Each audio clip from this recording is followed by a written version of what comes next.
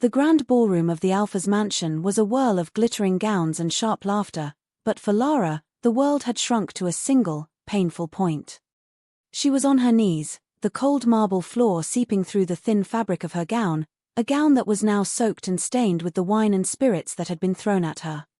Tears traced clean paths through the mess on her cheeks, her body trembling as she looked up at the man standing before her. "Steve," she whispered, her voice thick with a hurt so profound it felt like it was cracking her ribs. Why are you doing this to me?" Surrounding her, a circle of elegantly dressed pack members smirked and whispered, their eyes alight with cruel amusement. They had always seen her as less than nothing, the disgraced Omega, and tonight was simply confirmation of her place. Standing over her, his posture radiating alpha authority, was Steve. And tucked securely against his side, her face a mask of smug triumph, was Vivian. Steve's hand rested possessively on Vivian's waist, a final, brutal answer to Lara's question. He looked down at her, his gaze not cold, but worse, filled with a pity that felt like acid. "Doing this to you, Lara," he said, his voice calm and resonant, carrying easily over the murmurs of the crowd. "I'm not doing anything to you. I'm simply doing what is right for this pack. Did you truly believe, even for a second, that you were going to be accepted as my mate? As the Luna of Moonstone?" A fresh wave of laughter erupted from the onlookers. Lara flinched as if struck. Vivian let out a tinkling, mocking laugh. "You poor, foolish creature," she cooed, her voice dripping with false sympathy. "An Omega, from the slums, thinking she could ever stand beside an Alpha. Your parents' treason runs in your blood. You are nothing." Lara's mind flashed back to a different time, a life that felt like it belonged to someone else. Her parents, respected and beloved members of the council. Their warm home filled with laughter. Then, the shocking, brutal accusation of treason, the swift execution, and her own violent descent into the slums. She had lost everything, even the respect of other Omegas, who saw her as a cursed pariah. When she had felt the mate bond snap into place with Steve, the new and powerful Alpha of Moonstone, she had thought it was a miracle. A sign that her suffering was over. He had sought her out, his eyes warm, his voice promising. He had told her he felt the bond too. He had given her this beautiful gown and told her to meet him at the ball, where he would declare her to everyone. How foolish she had been. How utterly naive to believe his lies. This wasn't a declaration. It was a public execution of her last shred of hope. Steve shook his head, as if disappointed in her for even daring to hope. A strong pack needs a strong Luna, Lara. Vivian comes from a powerful family. She is a proven warrior. You are an Omega. A weak one at that. Lara's head snapped up, a flicker of defiance igniting through her tears. "That doesn't give you the right to treat me this way. I didn't do anything wrong." The crack of Vivian's hand against her cheek was sharp and sudden. Pain bloomed across her face, silencing her more effectively than any words could. "Your very existence is a wrong," Vivian hissed, cradling her own hand as if it were contaminated. "You will always suffer for your family's treason. That is how it should be. Stop living in a fairy tale where you escape it." Steve gently took Vivian's hand. "My love, you shouldn't waste your precious hands on her." He turned his gaze back to Lara, and this time, his expression was cold and final. "Lara, Omega of the Moonstone Pack, I, Alpha Steve, reject you as my mate." The words were a physical blow, far worse than Vivian's slap. A searing, white-hot agony tore through her very soul, the sacred mate bond shredding apart. She felt as if her insides were being ripped out. A scream built in her throat, but she choked it back. She would not give them the satisfaction. They were right. She had been a fool to believe in fantasies.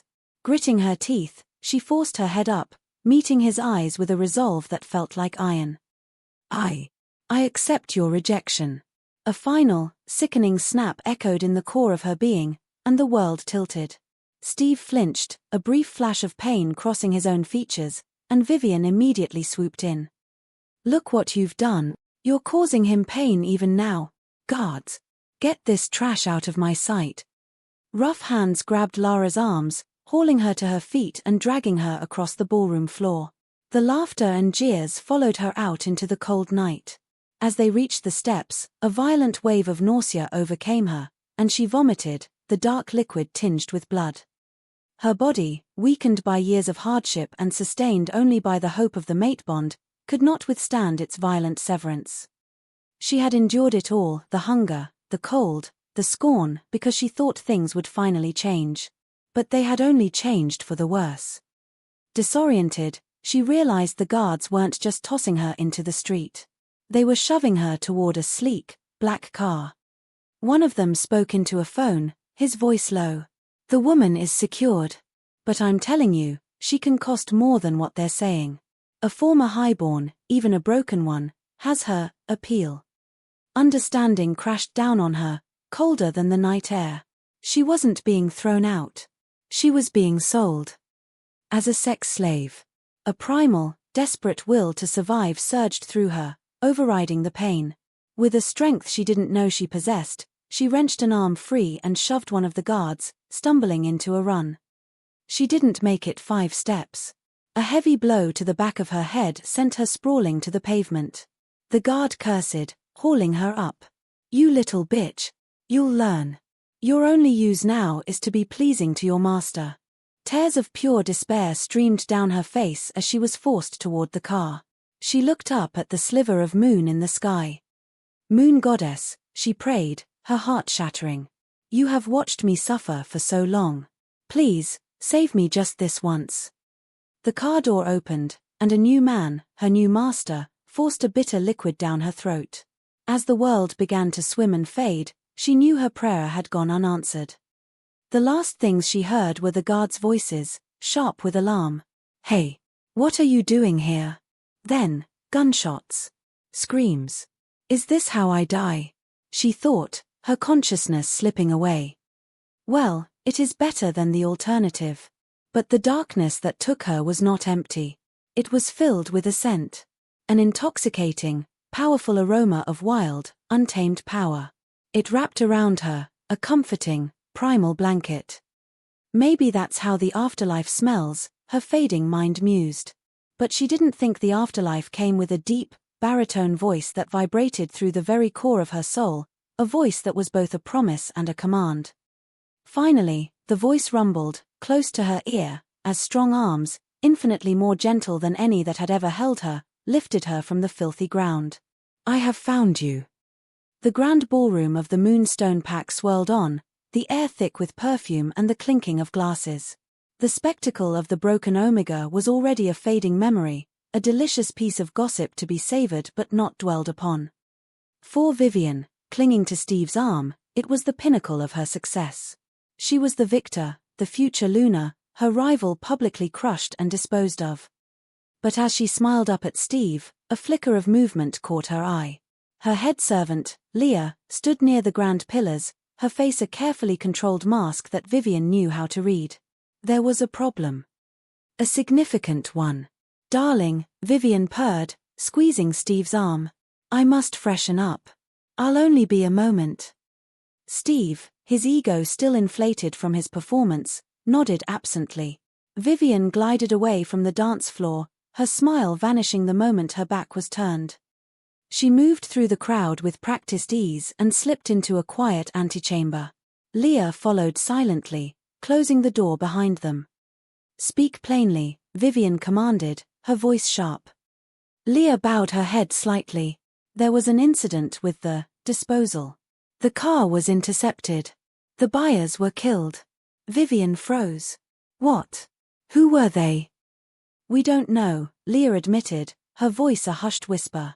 "It was a professional, brutal attack. They left no witnesses, only bodies."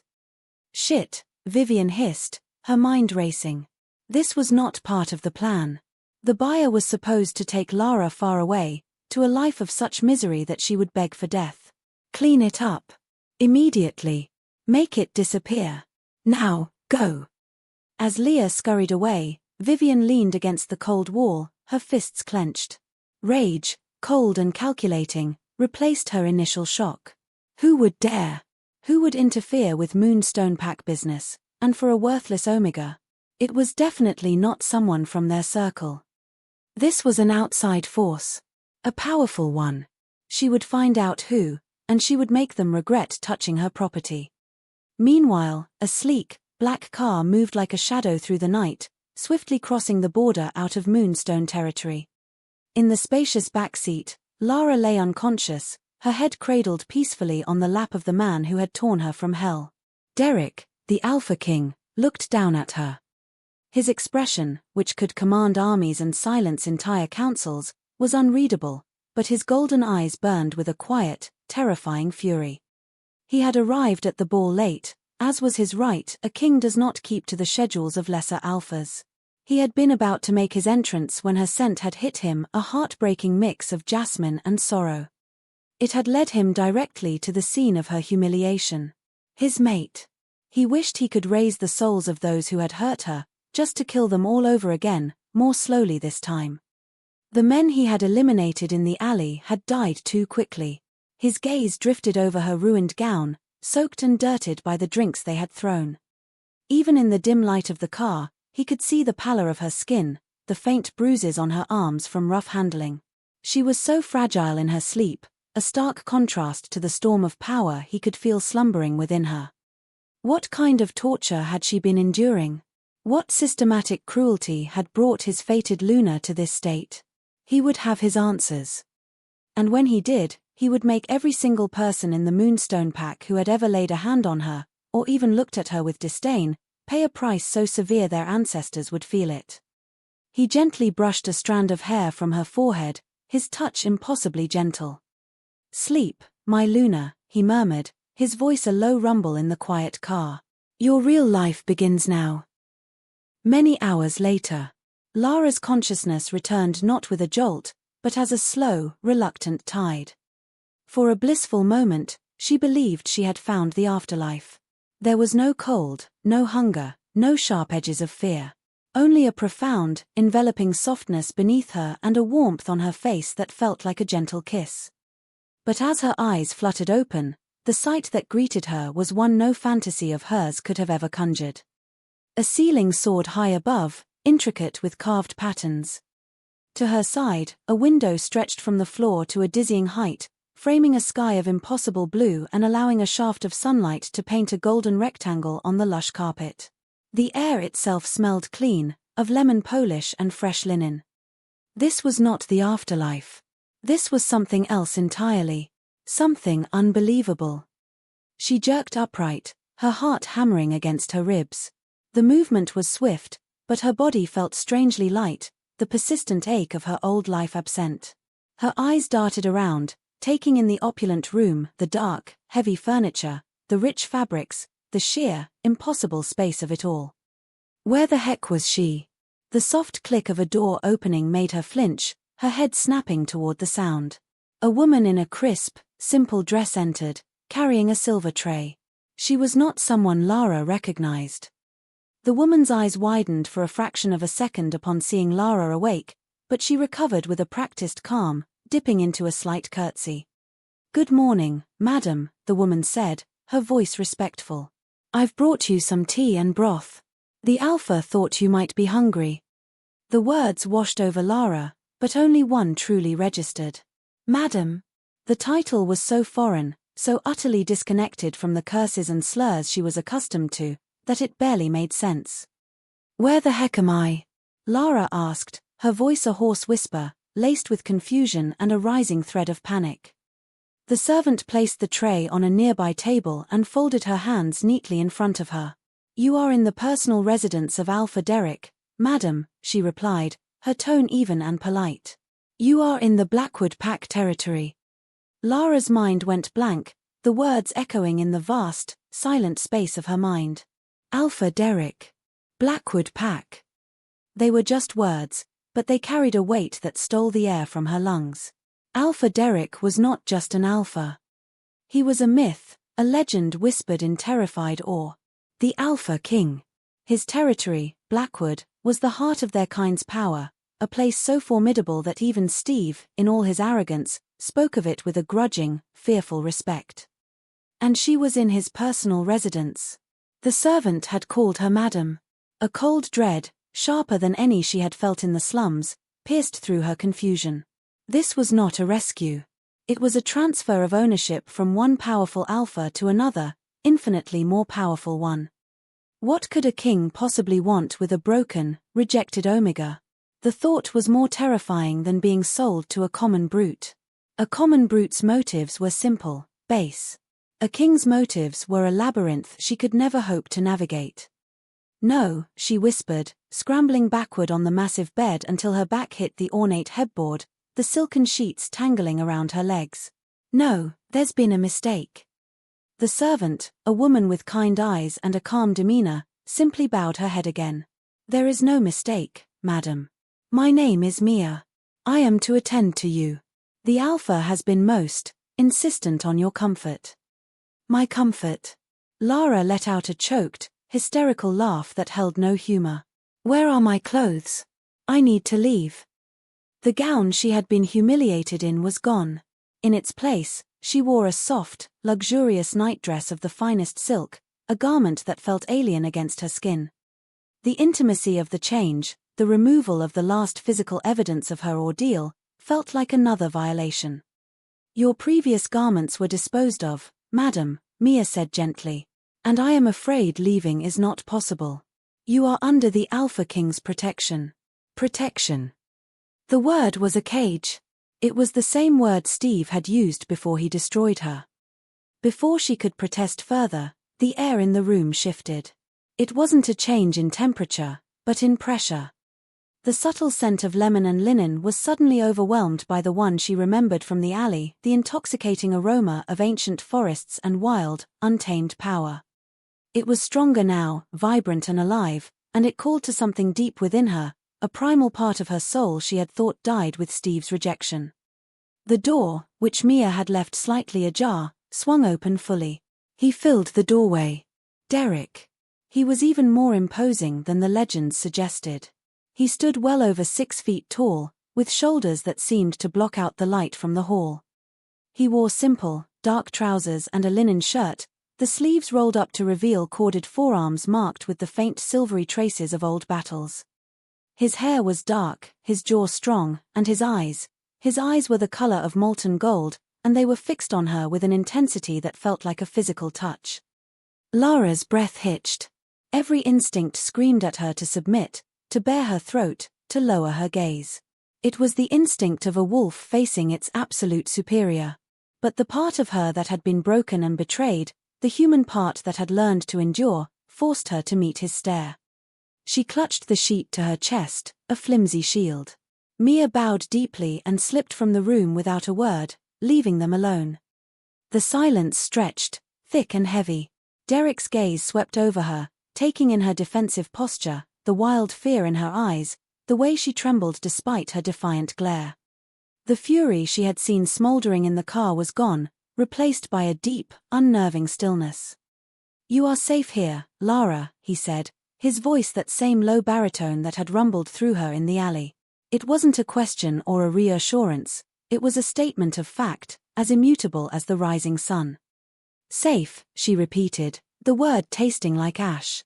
"That's what the last Alpha who claimed me said."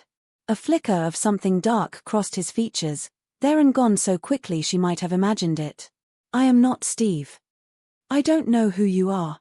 The words burst from her, fueled by a torrent of panic and pain. "Why am I here? What do you want from me? I am nothing. A rejected Omega. You saw what I am. Why would the Alpha King waste his time on Uron trash?" She used Vivian's word deliberately, wrapping herself in the familiar cloak of their contempt. It was safer than the terrifying, unknown prospect of his attention. Derek took a single step into the room, and she flinched back so hard her head knocked against the wooden headboard. He stopped immediately, his hands rising in a placating gesture that was utterly at odds with his powerful frame. "You are not trash," he said, and the certainty in his voice was disorienting. "You are my mate." The world stopped. Lara stared at him, her mind refusing to process the words. They were the same words Steve had once whispered to her in the shadows, words that had become a poison. They were a lie. They had to be.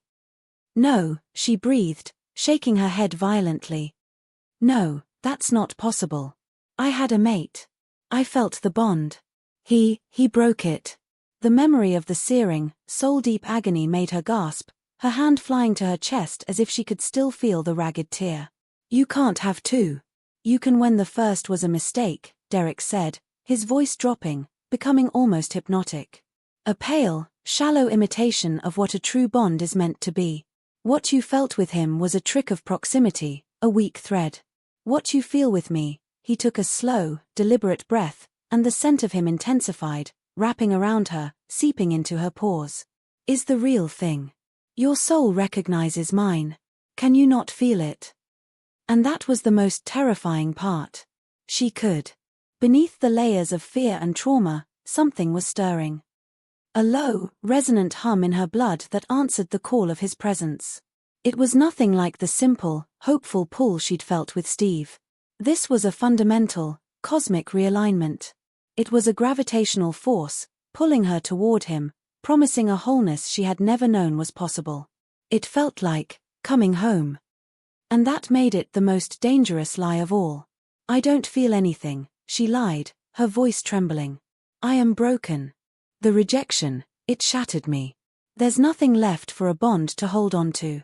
Whatever you think you sense, you're wrong. Please, just let me go.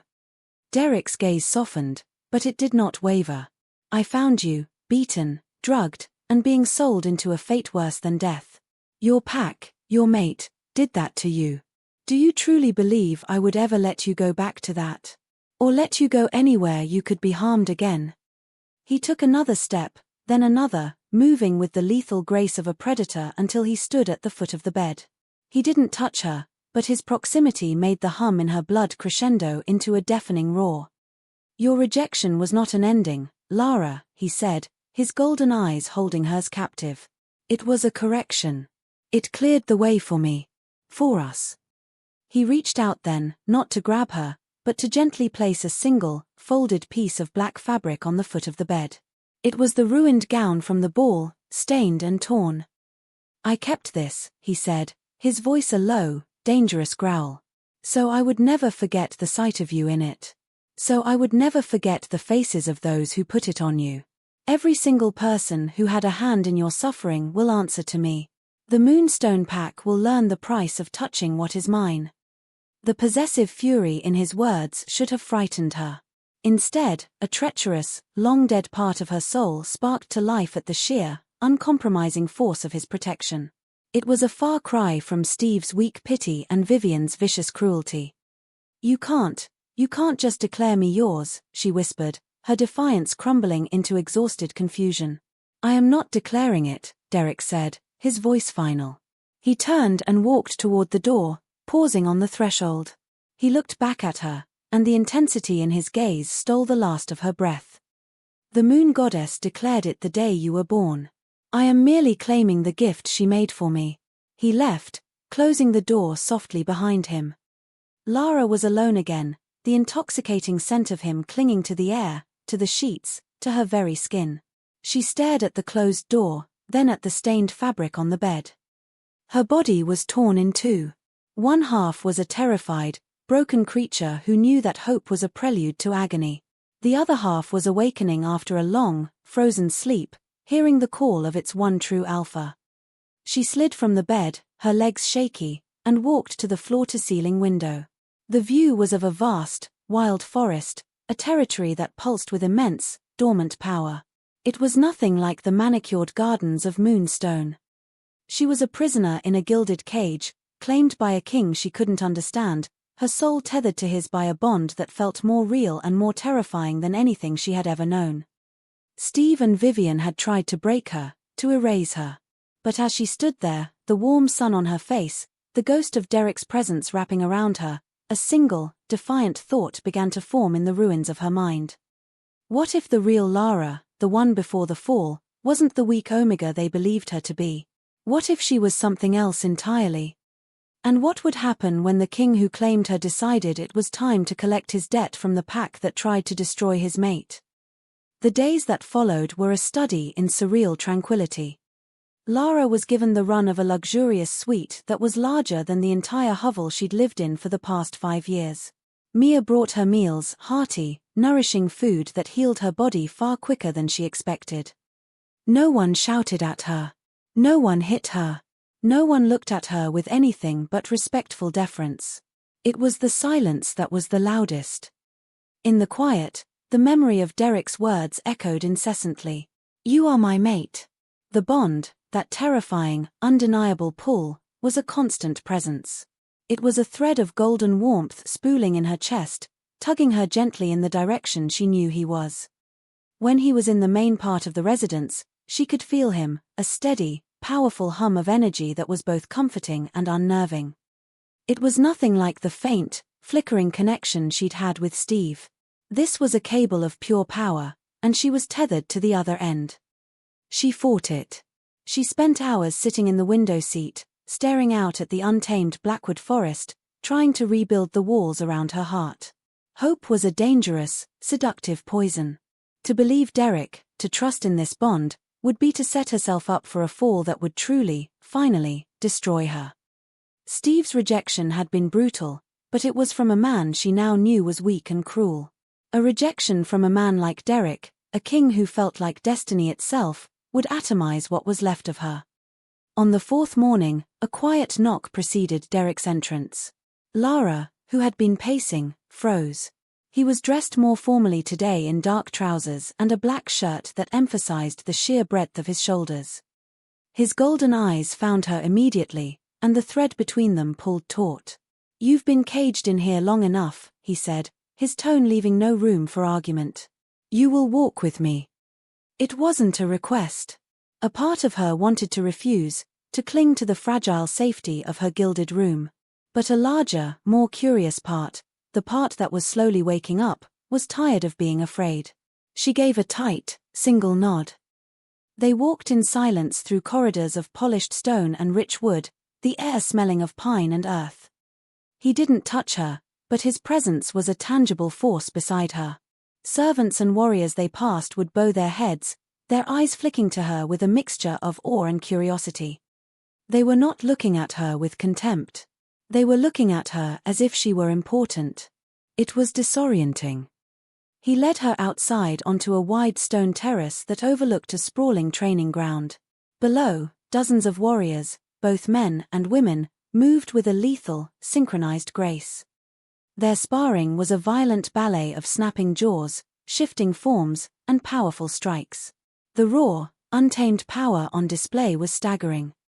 Lara instinctively shrank back, the old Omega instinct screaming at her to make herself small, to avoid attracting the attention of such dominant wolves. Derek rested his hands on the stone balustrade, his gaze fixed on the scene below. "What do you see?" he asked, his voice calm. "I see strength," Lara whispered, her voice barely audible over the sounds of combat. "Look closer," he commanded softly. She forced herself to watch.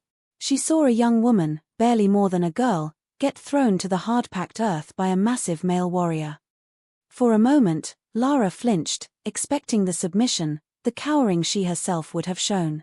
But the girl rolled, snarling, and was back on her feet in an instant, launching herself at her opponent with a furious, fearless cry. "She's an Omega," Lara said, the realization dawning with a shock. "She is," Derek confirmed. "A talented tracker and a vicious fighter when her pack's safety is on the line. In my pack, designation does not dictate destiny. Strength comes in many forms. An Omega's empathy can soothe a fractured pack bond better than any Alpha's command. Their resilience is the bedrock that supports the entire structure." He turned to look at her, his gaze piercing. "Your parents were beaters, were they not? On the High Council." The mention of her parents, so casually stated, was a punch to the gut. She could only nod, her throat tight. Beaters are the balance. The diplomats, the strategists, the heart of a pack. You were raised in that environment. You were taught to think, to reason, to lead. Then you were thrown to the wolves and told you were weak because you couldn't fight like one. His voice held a thread of cold anger. "They didn't break your strength, Lara. They just forced you to bury it to survive. I see it in you. The intelligence. The fortitude. The quiet, unyielding will that kept you breathing when others would have given up. Tears welled in her eyes, hot and unwelcome. No one had ever seen her that way. They only saw the result of her survival, the dirt, the flinching, the silence, and called it weakness. Why are you saying this to me? She asked, her voice thick. Because I want you to trust me. And trust cannot be built on a foundation of lies. The first lie is that you are weak. You are the strongest person I have ever met. Below, the Omega warrior finally yielded to her opponent, but she did so with a grin and a respectful nod, earning a clap on the back from the larger warrior. There was no shame in her defeat. Only the promise of learning, of growing stronger. Come, Derek said, straightening. He led her off the terrace and down a path that wound away from the training grounds into a quieter part of the forest. The air was cooler here, dappled with sunlight. He stopped in a small, secluded clearing where a single, ancient oak tree stood, its branches sprawling like a protective canopy. This is where I come when I need to think, he said, his voice losing its formal edge, becoming almost personal. When the weight of the crown is heavy. He leaned against the massive trunk, watching her. The proximity, the intimacy of the setting, made the bond between them sing. It was a physical ache, a yearning to close the distance, to feel the solid warmth of his chest, to let his scent envelop her completely. She crossed her arms, holding herself tightly. My parents were killed by traitors within their own pack when I was young, he said, the words stark and unexpected. I was forced to take the crown too soon, surrounded by wolves who saw a boy they could manipulate or eliminate. Lara stared at him, stunned. The invincible Alpha King, sharing a vulnerability. I was alone, he continued, his gaze distant. I trusted no one. I built walls so high and so thick that I thought nothing could ever get in. I ruled with fear and strength because I did not know how to rule with anything else. I was the strongest, but I was not whole. He pushed off the tree and took a single step toward her. The moment I caught your scent, it was like a crack in all those walls. It was like hearing a song I'd been deaf to my entire life. You are not a burden, Lara. You are not a broken thing I need to fix. You are the missing piece. Your strength complements mine. Your compassion will temper my rage.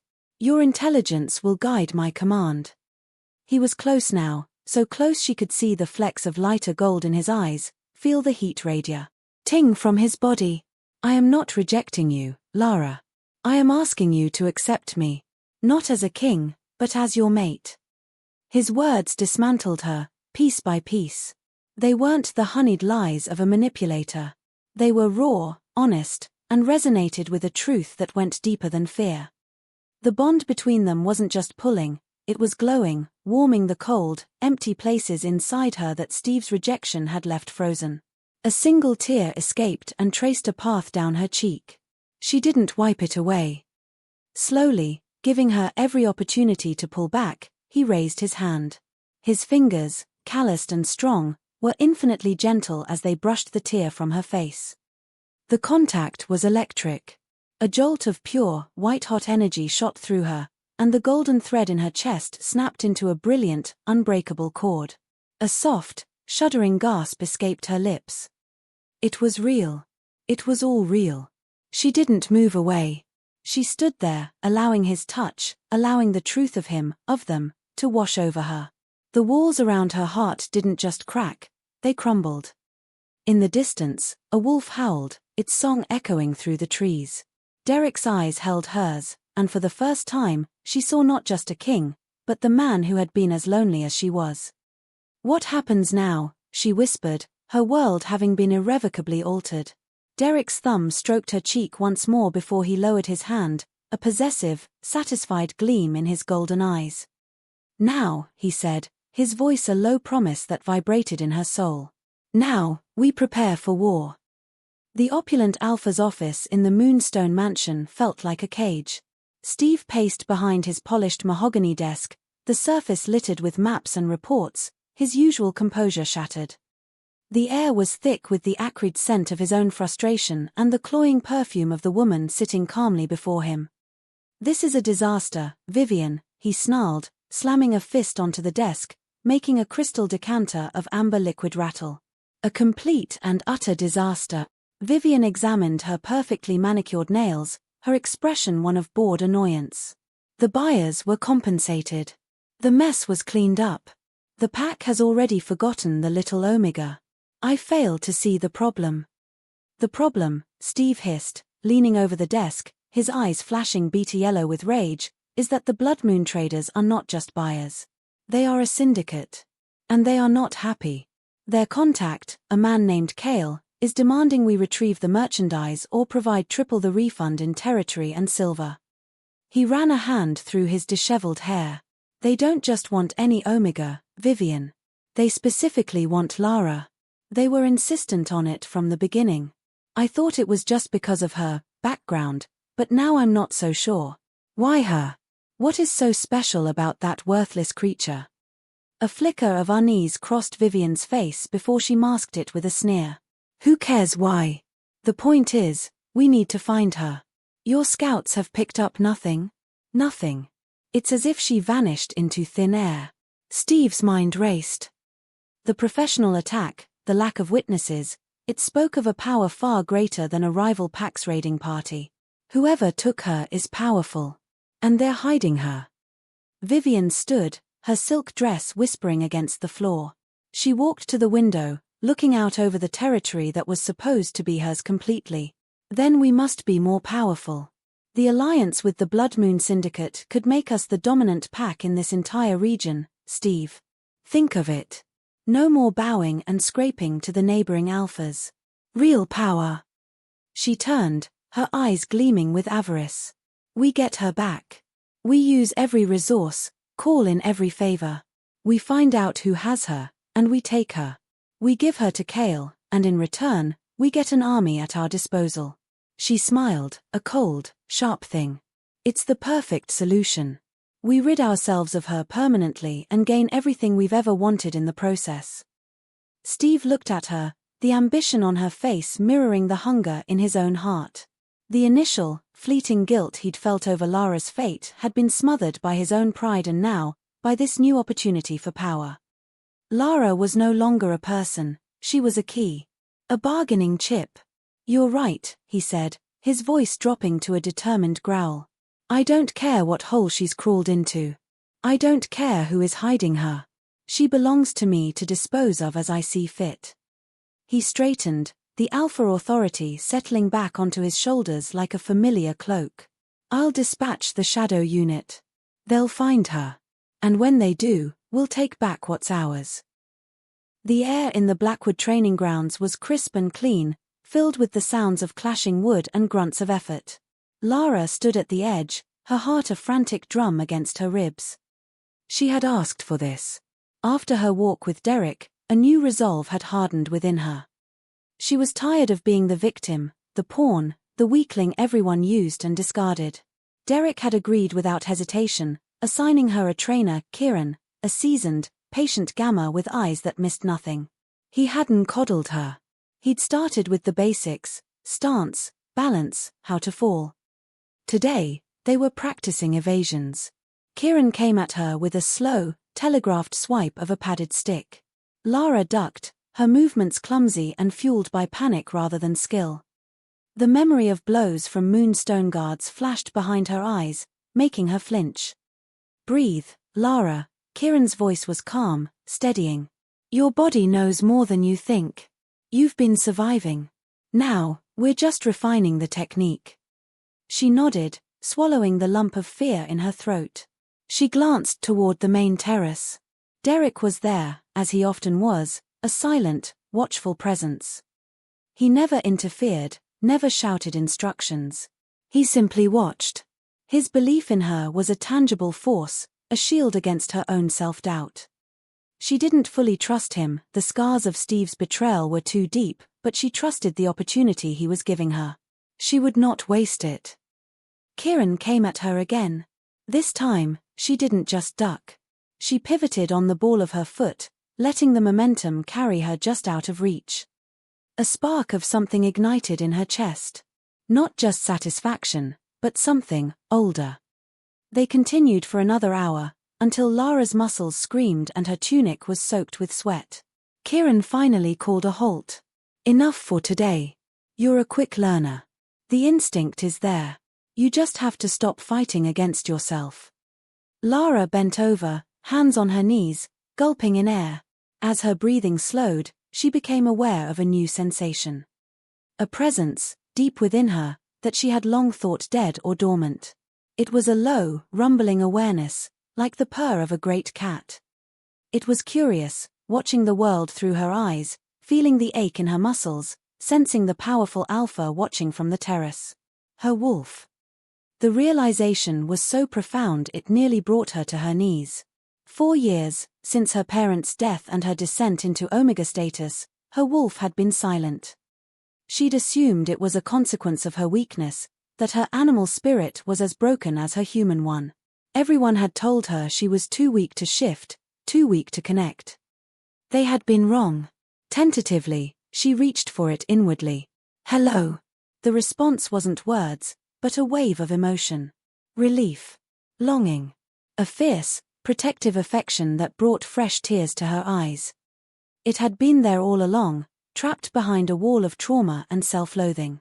Derek's acceptance, his belief in her strength, had been the key. The training, the simple act of moving her body with purpose, had begun to chip away at the mortar. Her wolf showed her a memory, not as a picture, but as a feeling, the moment Derek had brushed the tear from her cheek. Her wolf had felt it then, the rightness, the completion. It had known what she, in her fear, had refused to acknowledge. She straightened up, looking toward the terrace. Derek was gone.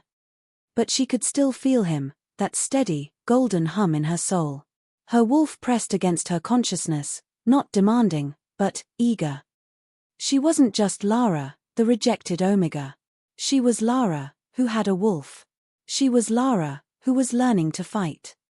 She was the fated mate of the Alpha King.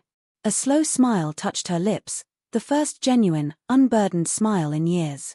The path ahead was shrouded in the threat of Steve and Vivian, in the mystery of why the Blood Moon Syndicate wanted her, and in the terrifying, exhilarating unknown of her bond with Derek. But for the first time, she was not afraid to walk it. She was ready to meet whatever came next, not as a victim, but as a wolf finally awakening from a long and terrible dream. The bond between Lara and Derek was a living thing, growing stronger with each passing day. It was in the quiet moments, the way he would place a book on her bedside table that he thought she might enjoy, the way he always ensured her fruits were on the breakfast tray, the way his gaze would find her across a room, a silent check-in that warmed the golden thread connecting them. Tonight, that thread was pulled taut with a new, thrilling tension. A fierce storm had rolled over the Blackwood territory, lashing the manor with wind and rain, knocking out the power to the entire East Wing, including Lara's suite. A firm knock on her door revealed Derek, holding a massive candelabra that cast dancing shadows across the sharp planes of his face. The generators will take an hour to engage, he said, his voice a low rumble that competed with the thunder outside. It's colder in here. My quarters in the central wing have a fireplace. You'll wait there. It wasn't a suggestion. The forced proximity sent a jolt of both panic and anticipation through her. She followed him through the dark, echoing corridors, the scent of rain and him filling her senses. His rooms were exactly as she'd imagined, spacious, masculine, and dominated by a large fireplace where a healthy fire already crackled, casting a warm, intimate glow. Sit, he commanded gently, nodding toward a large, worn leather armchair pulled close to the hearth. She did, tucking her feet beneath her, the soft wool of the blanket he'd given her a stark contrast to the silk and satin she was still growing accustomed to. He didn't sit in the matching chair. Instead, he leaned against the mantelpiece, watching the flames, his silhouette powerful and still.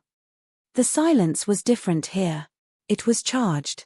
The storm outside, the fire within, the scent of him so concentrated in his private space, it all conspired to make the bond between them hum with an almost audible frequency. She could feel her wolf stirring, pressing forward with a keen interest.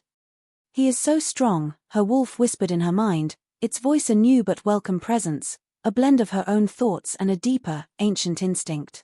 He keeps us safe. The fire is warm.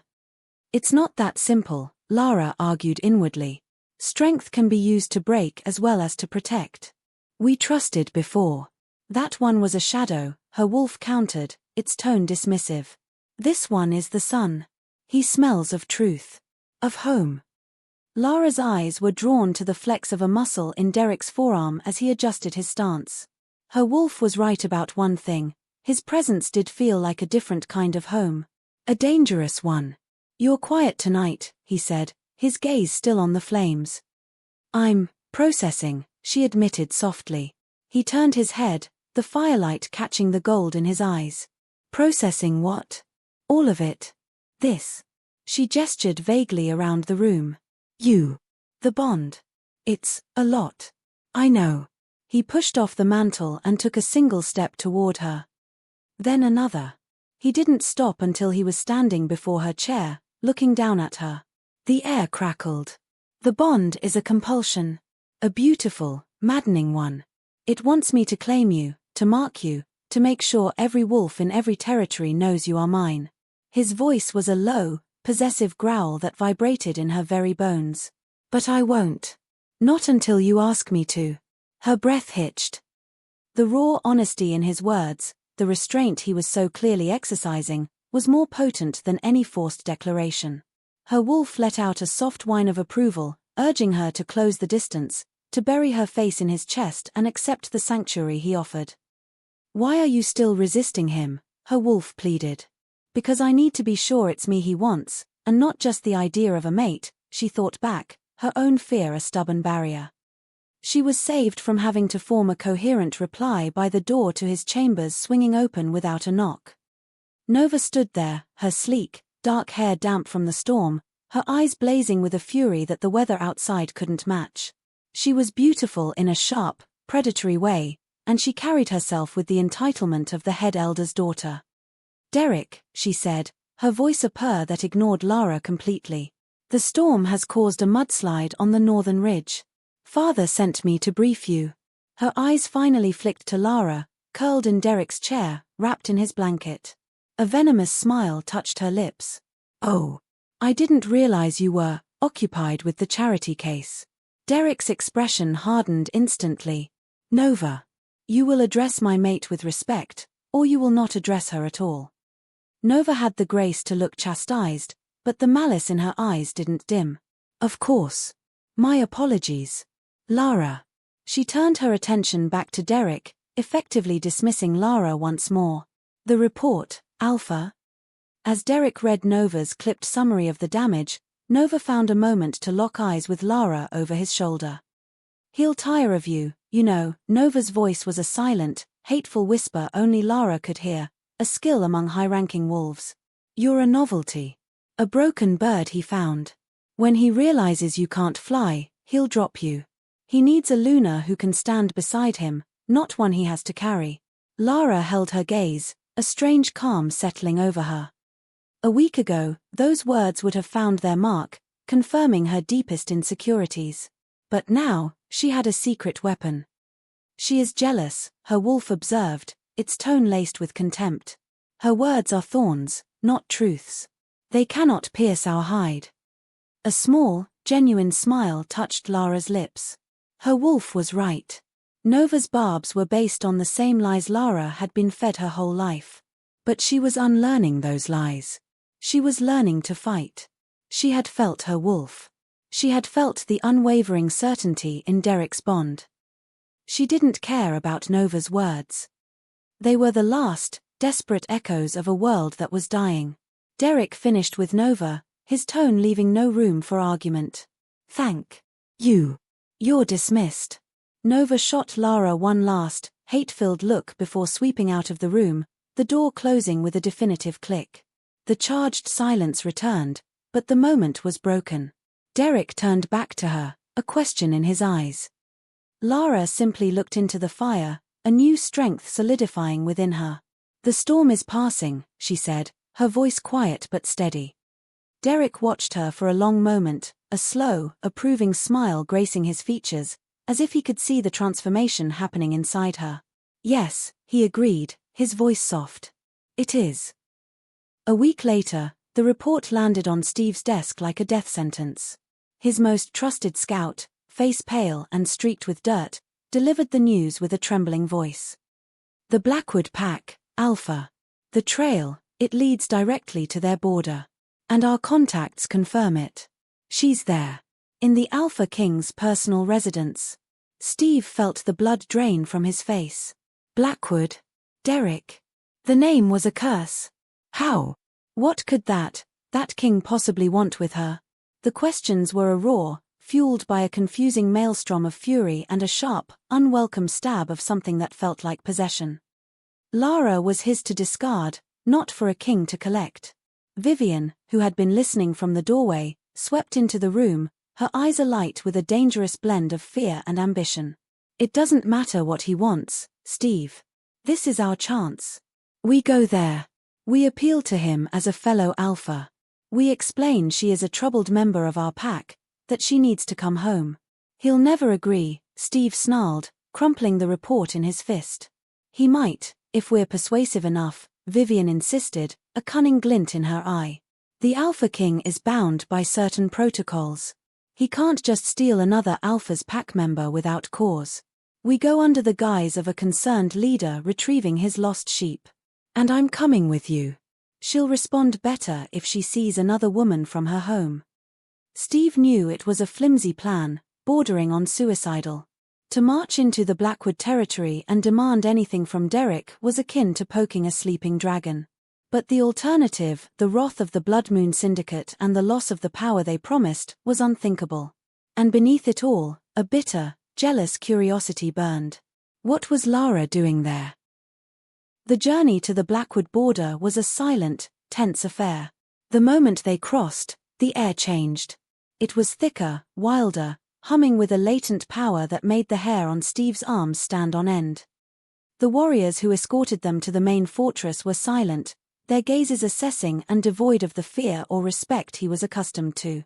They were led not to a formal meeting hall, but to a sun-drenched atrium deep within the fortress.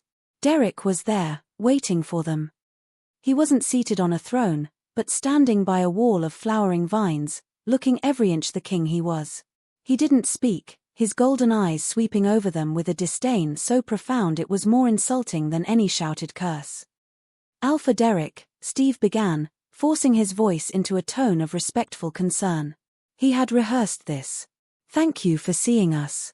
I'm sure you're a busy man. We've come because one of our pack members, an Omega named Lara, has gone missing. We've been searching tirelessly, and we have reason to believe she may have found her way here. We've come to bring her home. Derek's expression didn't change. An Omega, he repeated, his voice flat. You mobilize your Alpha and his companion to personally retrieve a single, troubled Omega. Vivian stepped forward, offering a sweet, conciliatory smile. She's very fragile, Your Majesty. We fear for her safety. We just want to ensure she's well. A slow, dangerous smile touched Derek's lips. Then why don't we ask her directly? He didn't raise his voice. He simply turned his head slightly. My love. Your former associates are here. They seem to believe you wish to return with them. From an archway shrouded in shadow, Lara stepped into the light. Steve's breath caught in his throat. Vivian's carefully constructed smile shattered into a mask of stunned jealousy. This was not the broken, tear-streaked girl from the ball. This was a woman. She wore a simple but exquisitely cut dress of deep emerald that complemented the new warmth in her skin and the light in her hazel eyes. Her hair, once lank and dirty, was now a glossy cascade over her shoulders. But it was more than that. It was the way she held herself, spine straight, chin level, a quiet, unshakable confidence radiating from her. She looked like a queen. Gods, Steve thought, a wave of hot, possessive regret washing over him. If she had looked like this, I would have kept her. As a concubine, as a trophy, something. Lara's gaze swept over them, cool and detached. She didn't flinch. She didn't look away. She walked directly to Derek's side, and in a move that was both a declaration and a challenge, she placed her hand on his arm. Derek covered it with his own, his thumb stroking her knuckles in a gesture of intimate possession. The sight of it sent a jealous rage burning through Steve's veins. "Lara," he said, his voice strained. "We've been so worried. Please, come home. Whatever misunderstandings we had, we can fix them. I was too harsh. I see that now." He even managed to look contrite. He nudged Vivian sharply with his elbow. "Yes," Vivian forced out, the words tasting like poison. "I apologize for my past behavior. We all want what's best for the pack." Lara looked at them, and for a moment, there was only pity in her eyes. She saw right through the performance. She saw the desperation, the greed, the lies. "There is no misunderstanding, Steve," she said, her voice clear and firm, carrying through the atrium. "You rejected me. You shattered our bond. You had me beaten and sold. My home is here now. I am never going back to Moonstone." The finality in her tone was absolute. Steve's mask of concern cracked, revealing the fury beneath. "You don't know what you're saying. This isn't you. He's manipulated you." Derek's power spiked, a suffocating wave of dominance that forced Steve to take a step back. "You will not speak to my mate that way," he growled, the sound echoing with the promise of violence. "You came for your answer. You have it. Leave my territory. Now." He took a step forward, his golden eyes blazing. "Consider this your only warning. If you ever come here again, if you ever insult my mate again, I will not be so patient. The consequences will be the end of your pack." The threat hung in the air, real and absolute. There was nothing more to say. Defeated, humiliated, and burning with a jealous fury he could barely contain, Steve had no choice but to retreat, pulling a seething Vivian with him. They had lost. The pawn they had thrown away had become the queen of the most powerful player on the board. And as they left, Steve knew one thing with terrifying certainty: this was not over. He would get her back, or he would see her destroyed. The air in the Blackwood fortress still felt thick with Steve and Vivian's humiliation as they were escorted out. Vivian lagged behind, her mind a whirlwind of furious, plotting thoughts. How dare that pathetic creature stand there and look at her with pity? How dare she be so transformed, so regal? "She's a fraud, you know." The voice, sharp and laced with venom, came from a shadowed alcove. Vivian turned to see Nova leaning against the stone wall, her arms crossed, a mirror of Vivian's own bitterness. "Excuse me," Vivian said, her tone icy. "Lara," Nova clarified, pushing off the wall and stepping into the light. "She's a nobody. A weak omega from a disgraced bloodline. She's cast some sort of spell on Derek, but it won't last. I saw the way you looked at her. You're not the only one who sees her for the trash she is." A slow, understanding smile spread across Vivian's face. Here, in the heart of the enemy's territory, was an ally. "It seems we have a common problem." Nova's eyes gleamed. "We do. And I have a proposition. But not here." Minutes later, in a secluded clearing just beyond the Blackwood border, the three of them stood in a conspiratorial huddle: the rejected alpha, his ambitious lover, and the jealous elite. His blinded by the mate bond, Nova spat, her hands clenched into fists. "But even a king's patience has limits. We need to make him see her for what she truly is: a liability. A traitor." Steve, still smarting from Derek's threat, was intrigued. "How?" "We plant evidence," Nova said, her voice dropping to a conspiratorial whisper. "Nothing obvious. Small things at first. Misdirected messages, a stolen item from his personal armory placed in her room. We make it look like she's feeding information back to you, Steve. That she's playing him, that her loyalty is still to Moonstone." Vivian's eyes lit up with malicious delight. "Yes. We make him doubt her. The bond will torment him, but his pride as a king, that will win. He'll cast her out. He'll have no choice. And once he rejects her," Nova finished, a triumphant smile on her lips, "she'll be broken, packless, and utterly alone. You can have your trash back, and I will be there to comfort my alpha." The plan was born in jealousy and nurtured by hate. They were playing with fire, but the potential reward for power, for revenge, for love, was too great to ignore. As the sun began to dip below the horizon, painting the sky in shades of orange and purple, the world within Blackwood was serene. Derek had led Lara to a place few were permitted, the enchanted garden. A hidden grove where bioluminescent flowers glowed with soft, ethereal light and a magnificent waterfall cascaded into a crystal-clear river. The air hummed with magic. Derek, shedding his tunic, dove into the water with a powerful grace. Lara stood on the bank, her breath catching. The setting sun gilded his wet skin, highlighting the powerful muscles of his back and shoulders. He was a masterpiece of strength and power. "He is beautiful," her wolf sighed contentedly in her mind. "And you are thinking about how his skin would feel under your hands." Lara felt a blush heat her cheeks. "Hush." Derek turned in the water, his golden eyes finding hers across the distance. He smiled, a slow, genuine smile that transformed his usually stern features. This man, whom entire packs feared, this ruthless king, was gentle only with her. He saw a strength in her she had forgotten, a worth she had been convinced was a lie. It was time to stop fighting it. It was time to give him the chance he had so patiently waited for. With a resolve that felt both terrifying and right, she reached for the clasp of her dress. She let the soft fabric pool at her feet. Derek's gaze was a physical caress, tracking her every movement as she walked into the cool water, the current a gentle caress against her skin. She waded towards him until they were mere inches apart, the waterfall a roaring backdrop. Water droplets clung to his dark lashes, and his scent, mixed with the clean smell of the river, was an intoxicating cloud around them. His hand came up, cupping her cheek, his thumb stroking her jawline. "Lara," he murmured, his voice husky. "May I kiss you?" Her heart hammered against her ribs, a frantic, joyful rhythm. She nodded, a single, breathless movement.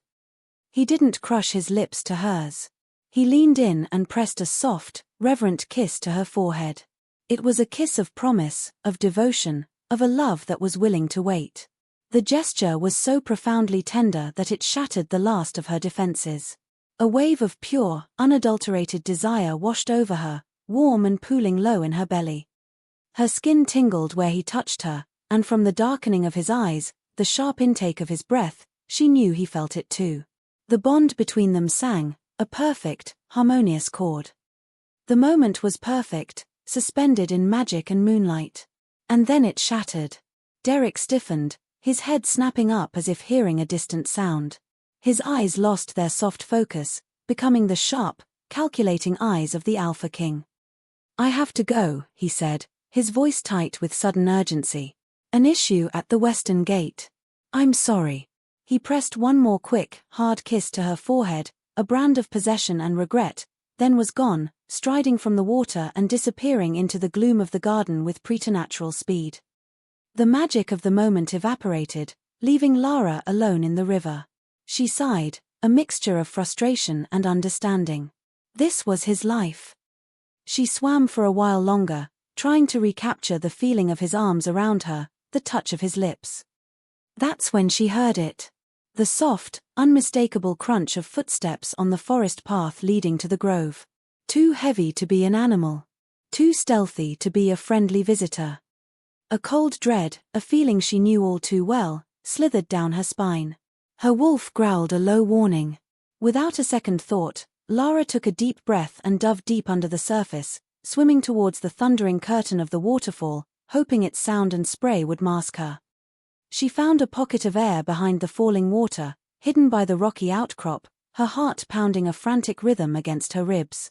The footsteps reached the bank. She held her breath, peering through the veil of water. Steve's voice, low and commanding, cut through the roar of the falls. "She's here somewhere. Find her. I'm not leaving without her this time." Lara's blood ran cold. She didn't surface. She didn't make a sound. She pressed herself against the cold, slimy rock, the water closing over her head as she submerged completely, letting the current hold her in the darkness.